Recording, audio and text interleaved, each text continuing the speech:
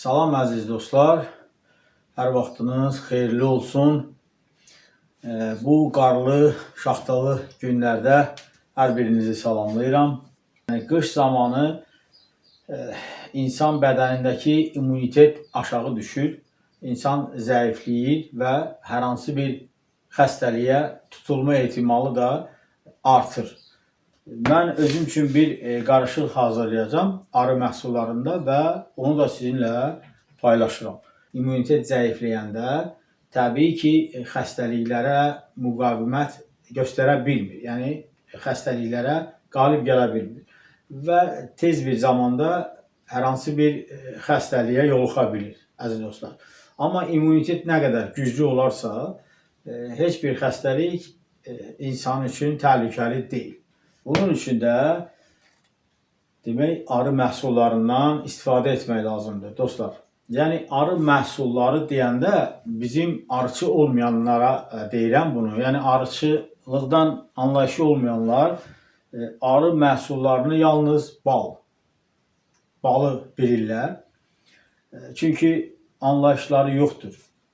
Dostlar, arı məhsulları çoxdur. Təbii bal arı məhsullarının sırasında ən sonuncu yerdə durur. Yəni, ondan daha qiymətli məhsullar var. Bal, yəni hamının tanıdığı bal. Bal, baxın, bu isti şəraitdə temperatur rejimi qorumaqla saxlanılıb təbii bal, yəni duru şəkildə. Bu isə istilik olmayan bir şəraitdə saxlanılan baldır. Yəni, xarlaşıb. Təbii balın xarlaşması haqqında mən dəfələrlə məlumat vermişəm. Yəni, təbii balın xarlanması onun özünü qorunmaq, yəni zəmanətidir. Yəni, təbii balın xarlanması bu normaldır, bu təbiidir. Bunun keyfiyyətinə heç bir təsiri yoxdur, dostlar. Bunun da haqqında mən məlumatlar bütün kanallarımda paylaşmışam. Bunun əgər bu cür yeyə bilməyəcəksinizsə, onu əritmək qaydasını da demişəm. Yəni 35-40 dərəcə temperaturda buxar vannası ilə əritmək lazımdır və otaq şəraitində saxlamaqla qəbul eləmək olur. Və yaxud bu qaydada da çörəyin üstünə yaxıb yemək olur. Yəni bundan danışmaram. Bizim insanlar yalnız təbii balı tanıyırlar. Arı məhsullarından anlayışları yoxdur. Təbii bal haqqında qısa məlumat verəcəm.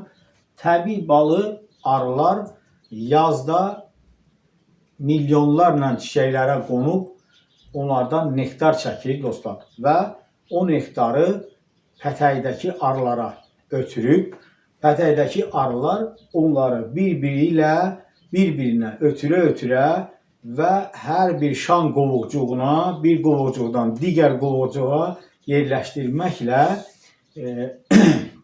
bunları buxarlandırırlar və ağız suyu fermenti əlavə olunur bu bala. Nektar da ki, su şəklində olur, əziz dostlar. Yəni, nektarın 70%-dən çoxu su, fruktoza, glukozadır, dostlar. Yəni, o suyu da arılar buxarlandırıb, 15-18%-ə qədər o balın tərkibində su qalır ki, bu da illərlə balın qalsa da qıcqırmır, xarab olmur, dostlar. Bu balın qısa məlumat sizə çatdırdım. İndi ola bilsin, nəyi unutmuşamsa, üzürlü sayın. Demək, keçirik özüm üçün bugün bir qarışıq hazırlayacağım arı məhsullarından.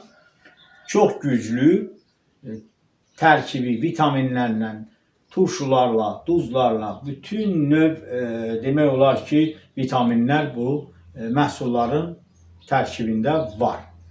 Bu nədir? Bu güləmdir, dostlar. Güləm haqqında mən istər Facebook, istər YouTube, istər TikTok kanallarımda göstərmişəm, məlumatlar vermişəm. Bunun necə yığılmasını da göstərmişəm, dostlar.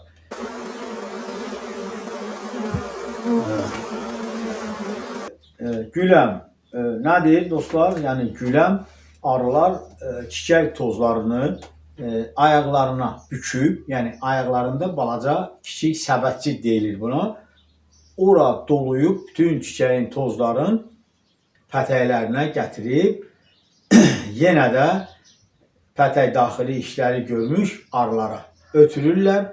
Arılar bu çiçəklərin tozunu, yəni bunlar müxtəlif rəngdə olur, çiçəklərdən asılı olan bir şeylərdir.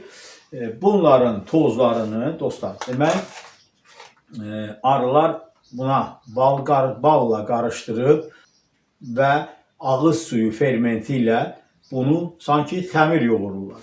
Və bu qarışığı şan qovluqlarına başları ilə döyəcləyib özləri üçün ehtiyat yığırlar ki, yəni güləm hazırlayırlar.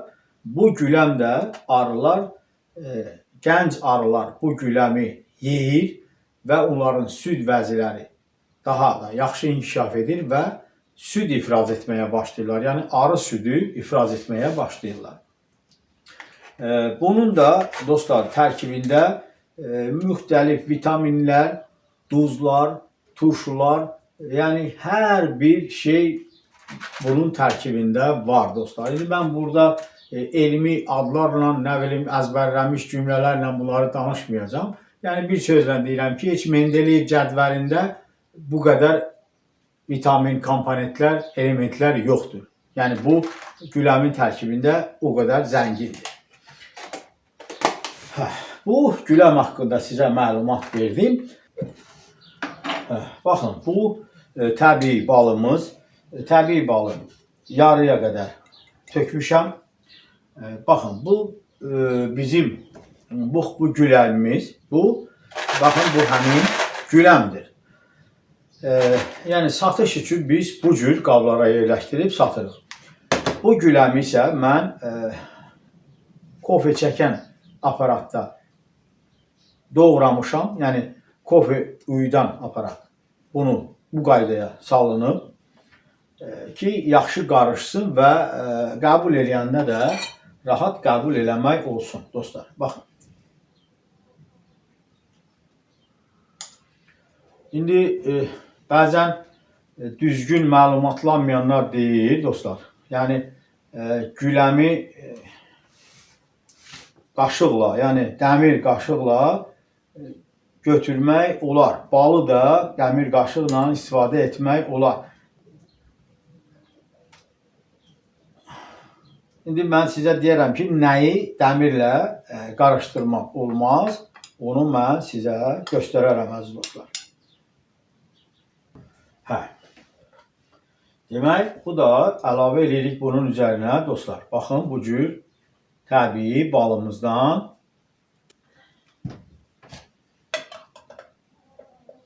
keçək üçüncü məhsulumuza. Üçüncü məhsul, arı məhsulu nədir? Çox qiymətli, bu da çox faydalı. Üçüncü məhsulumuz qomagenatdır dostlar. Baxın, qomagenat nədir? Bunun haqqında da mən YouTube kanalda da, Facebook'da da, TikTok'da da videolar paylaşmışam. Bunu necə əldə etmək haqqında da verilişlər paylaşmışam dostlar. Ya Allah. Baxın əziz dostlar, gördünüz mü? Bu erkək arı şanı toxuyublar. Bura erkək arı yumurtası qoyub ana arı. Üstü də yeni möhürlənib, hələ ağ rəngdədir. Demək dostlar, bu variant bilirsiniz nə deməkdir? Siz arı ailənizdə həm bu cür özünüz üçün, yaxınlarınız üçün gözəl bir dərman vasitəsi götürə bilərsiniz. Erkək arı homolimfası ilə qarışıq, erkək südü. Yəni erkək arı süd vermir. Yəni bunu yenə də təkrarlayıram. İşçi arılar süd qoyurlar erkək arı sülfələrinin altına ki, onlar qidalanır dostlar. Yəni bunu bilməmək mümkün deyil.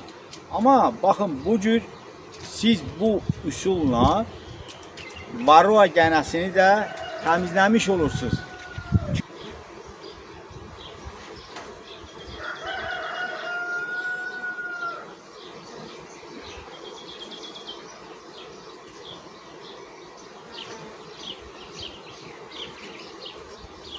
Deməli,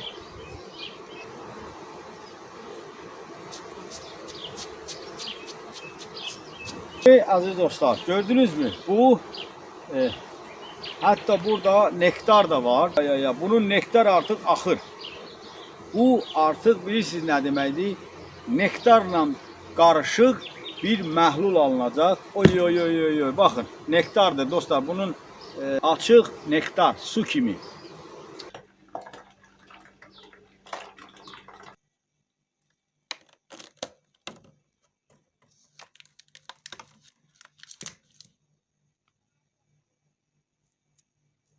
Homogenat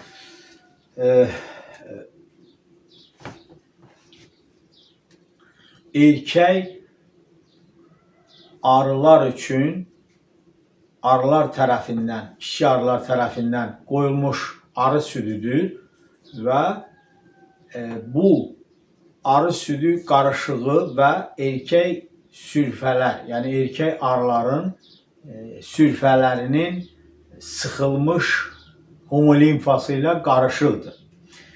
Bu da çox qiymətlidir, çox faydalıdır, tərkibi çox zəngindir.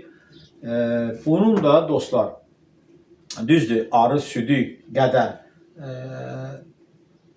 güclü deyil, yəni tərkibində arı südü də var, amma bir var ana arı üçün qoyulmuş arı südü, onun faydası daha başqadır, onun tərkibi daha başqa zəngin komponentlərdir, amma erkək arılar üçün qoyulmuş süd və homolimfa qarışığı isə başqa şeydir dostlar.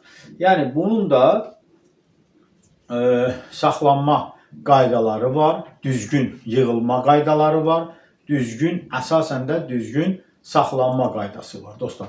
Yəni bu yalnız buz kameralarında saxlanılmalıdır. Yəni buz mənfi 17 dərəcə, mənfi 17 dərəcədə buz kamerasında qalmalıdır ki, bunun tərkibindəki bu bütün komponentlər parçalanmasın, xarab olmasın, keyfiyyətli qalsın. Ona görə də yəni insan qanı nə cür saxlanılırsa buz banklarında, bax bu homogenat da o cür qaydada saxlanılmalıdır dostlar. İndi baxın, burada görürsünüz ki, hələ buz açılmıyor, buz tökülür bunlardan. Bu cür paketlərə yerləşdirib saxlamaqda olur. Sonra şpirislərə, müəyyən ölçülü şpirislərə də yerləşdirib buz kamerasında saxlamaq olur. Bunu elə mən bu cür buzlu, baxın bu balın içinə yerləşdirəcəyim, gülən bal qarışığının içərisinə dostlar.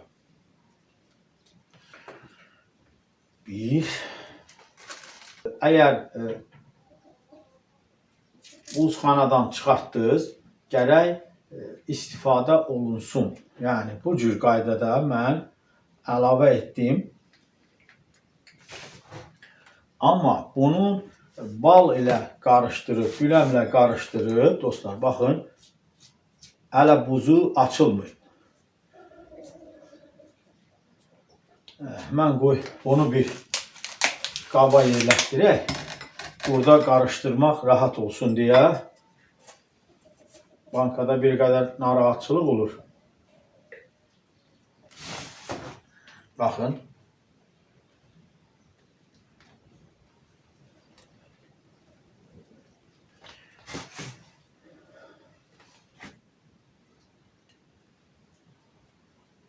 Deməli dostlar, bunu indi bu qabda mən qarışdırıb yenidən şüşə bankaya, şüşə qaba yerləşdirəcəyəm. Nə üçün? Bu arı südü istər olsun, istərsə homogenat. Bunları dəmir vasitələrlə toxundurmaq olmaz. Yəni dəmir bıçaqdır, dəmir qaşıqla ümumiyyətlə istifadə etmək olmaz. Yəni arı südü ilə və homogenata.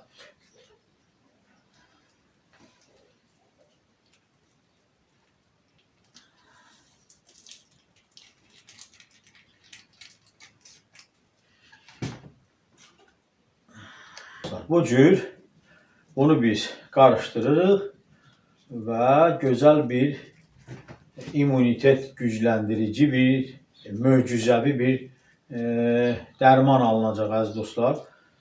Bunu da ki, gündə 2-3 dəfə yeməkdən qabaq qəbul etməklə immunitetimizi gücləndirə bilərik və hər şey olacaq super.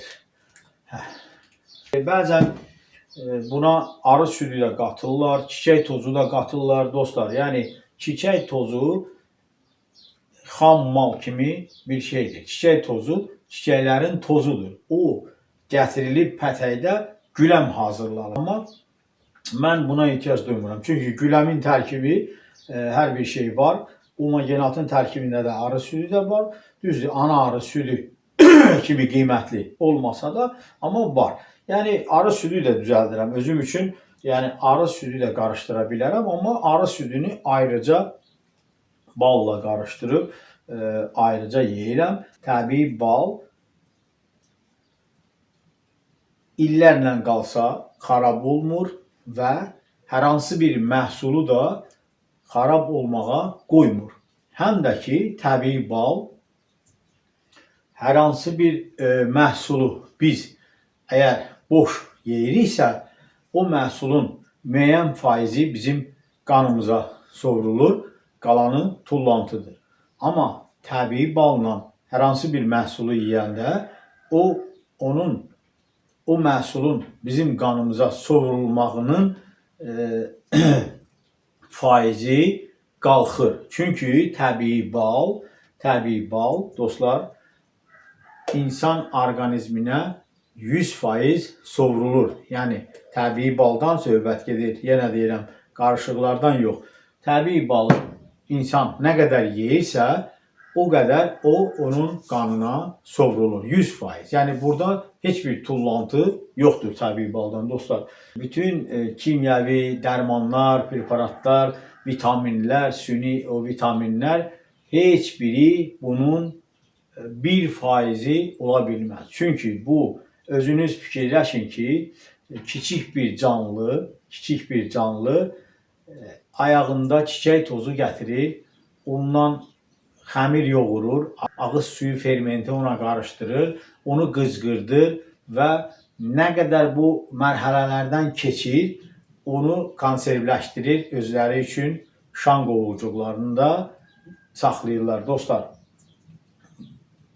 kiçik bir canlı milyonlarla çiçəklərə qonub, onlardan nektar toplayıb, o nektarı bala çevirir və o arılar süd ifraz edir. Baxın, bu nə qədər möcüzəvi bir dünyadır, möcüzəvi bir canlılardır dostlar. Ona görə də bu qarışıq istifadə etməklə heç bir bədən immunitet aşağı düşməyəcək və insanın orqanizmi də sağlam olacaq. Hər hansı bir xəstəliklər də insana güc gələ bilməz dostlar. Nəyisə əgər unutdumsa şərhlərdə yaza bilərsiniz. Hər birinizin suallarına cavablandırmağa hazıram. Heç bir problem yoxdur. Bir daha sağ olun, özünüzü qoruyun.